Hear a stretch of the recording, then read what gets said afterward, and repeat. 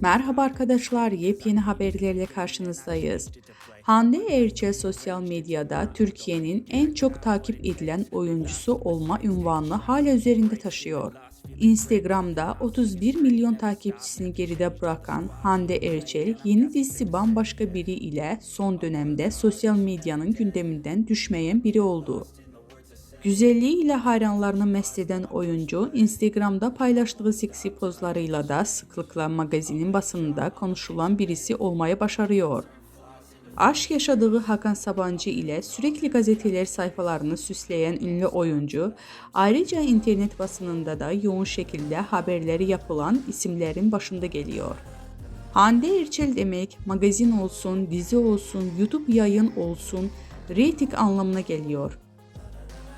Erçel ile ilgili yapılan her haber hayranlarına çok yoğun bir şekilde ilgi gösteriyor.